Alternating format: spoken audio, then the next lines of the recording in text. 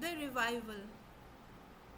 The wedding planners had arrived at the plush farmhouse, which was to be the venue for that big fat Indian wedding. Reva's younger sister was getting married to a business tycoon, and hence all the pomp and show. With her astute sense of designing, Reva's father had instructed her to supervise all the arrangements. With a handful of marigold garlands, Reva suddenly went past a huge mirror near the corridor and stopped to look. She gazed with contemplation at her mirror image for a while. Recollections of the past suddenly hovered above her like dark clouds. She was appalled by her appearance in the mirror as she compared it to her younger self, about a decade back, and memories rushed to ensnare her for a while. Those were her heydays when she wore the crown of a high-flying model in the fashion arena.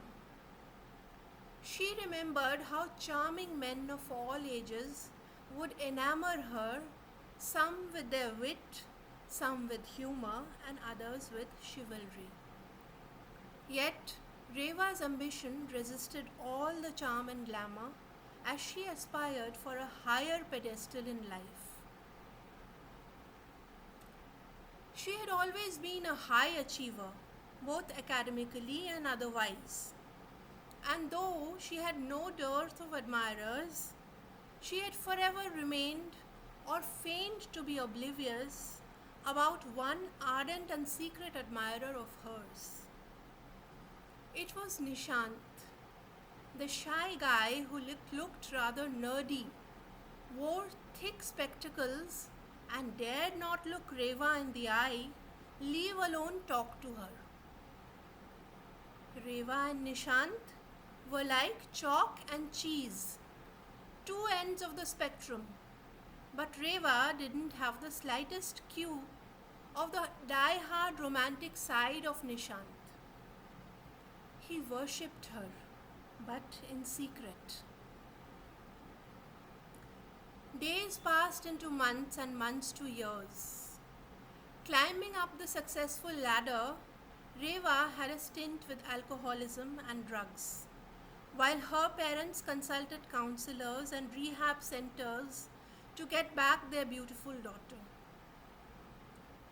Neither was age in her favor now as Reva limped back to normalcy. People called her by disturbing names in the neighborhood. Little did she realize that all this while, the shy, reticent fellow from college, Nishant, had been watching and praying over her. He had waited and would wait a lifetime to have her close.